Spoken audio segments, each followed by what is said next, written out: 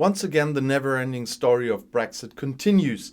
Before the EU can even come up with proposals to resolve the dispute over the Northern Ireland Protocol, London says no.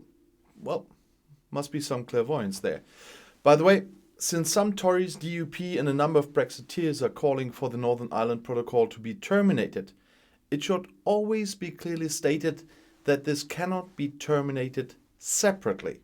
Then the withdrawal agreement has to be terminated as a whole, and consequently the TCA is no longer safe there as well. Only one body has the power to terminate the protocol on its own, and that even after a period of years, and that is Stormont.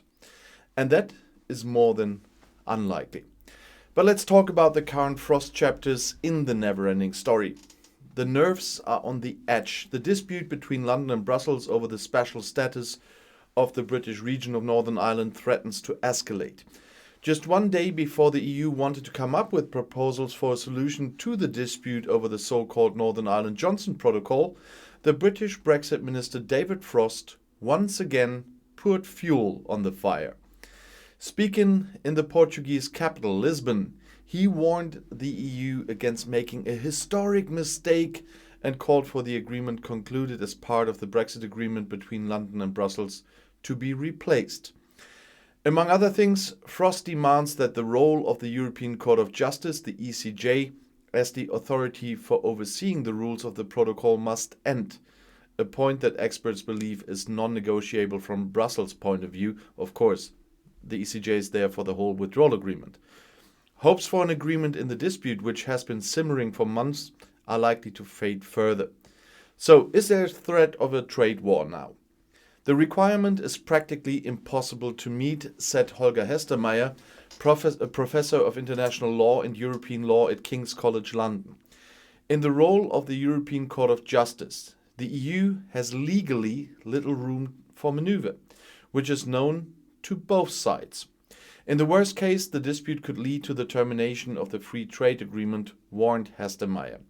Other experts are also warning of an impending trade war between Brussels and London. And Phil, you might be right, he might want one for an early election. The analyst Mujtaba Rahman of the consultancy Eurasia Group believes that a drastic action on the part of the EU is becoming more and more likely. If London questions the Northern Ireland Protocol, the trade agreement, as I said, is also on the brink, and Rahman wrote that on Twitter as well.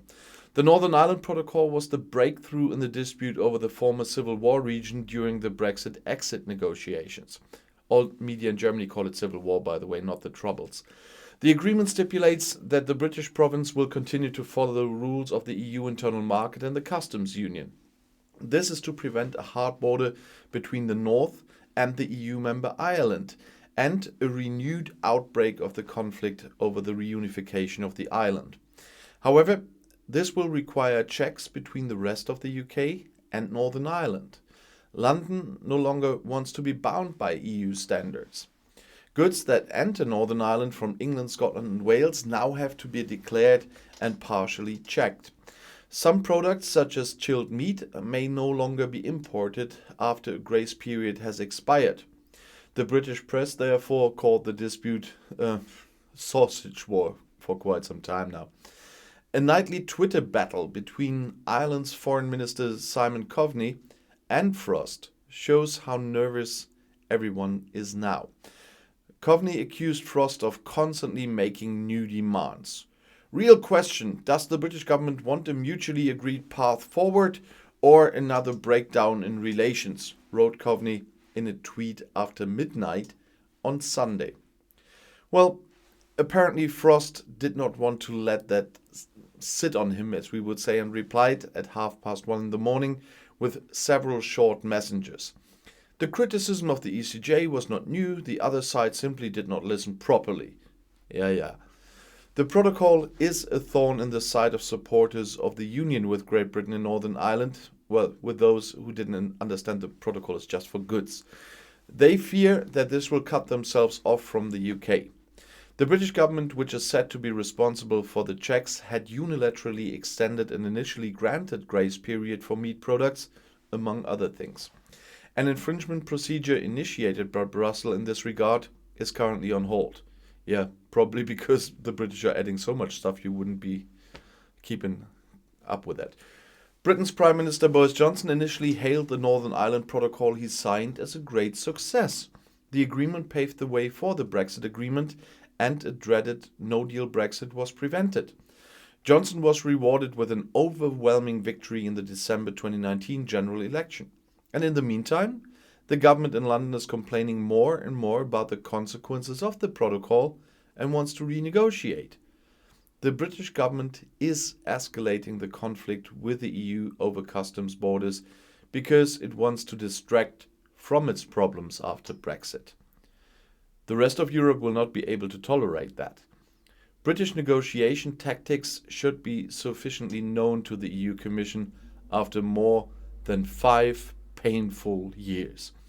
And yet, it is always remarkable how easily the Johnson administration questions appointments to which it had just agreed to. The mother of all arrangements to leave the EU concerns the complicated case of Northern Ireland. Here, Boris Johnson's government had accepted a customs border in the Irish Sea to avoid a heartland border between the North and Ireland. And we always have to remember ourselves why everybody wanted that. Heartland borders could lead straight to an escalation between Unionists and Republicans in Northern Ireland and thus result in violence. However, the past few months have shown that the customs border at sea is impractical for the British because they didn't even try to implement it properly. Bureaucratic lack of imagination and the unwillingness to implement the agreement have destabilized the government in Northern Ireland, hindered deliveries to supermarkets, the UK ones, and damaged the movement of goods as a whole. Of course, the British dealers lose an established delivery area, and this is at the moment national territory. Johnson wouldn't be prime minister if he didn't serve the national furor with his fodder. Now there are two ways of solving the problem: the European and the British. The EU Commission breaks down the complaints into individual portions and proposes to agree on practical solutions, for example, for the supply of everyday goods, for medical goods, or the checks of agricultural and meat products. The British proposal is far more robust, more public, and more ideological. The Johnson administration would prefer to abolish the Northern Ireland Clause as a whole, without, of course, accepting a heartland border, because it suddenly sees this part of the Brexit agreement as an encroachment on its sovereignty and wants to take the opportunity to settle the conflict in the question of the European Court of Justice. That's a taboo for the EU because the logic of internal market enforces an overarching legal authority. And now comes the British negotiating tactic that they are quickly on hand with a point of blame. In this way, the entire responsibility for the destabilization of Northern Ireland is placed on the EU, including all supply problems, but only with people with less than 3 brain cells. Demand is taken after demand without waiting for the Commission's response, so that the impression is solidified that the Johnson administration is primarily concerned with ideological sovereignty at home. This style of negotiation was already the biggest irritation for Brussels during the hot Brexit phase. Even today, it is part of the understanding that the form of the public debate by the British negotiator David Frost turns the situation into the absurd and makes the EU appear as a perpetrator, even though the whole thing is driven by British nationalism. It was Boris Johnson who signed the Northern Ireland Protocol after winning the power struggle with Theresa May in the exact opposite position. And it is the Johnson administration that continues to need a scapegoat to divert attention from the country's grave post-Brexit problems. If the last attempt at appeasement fails, the EU will no longer be able to remain silent. Sometimes a rough block demands the rough wedge, as we would say. And I'll see you in my next video. Bis gleich.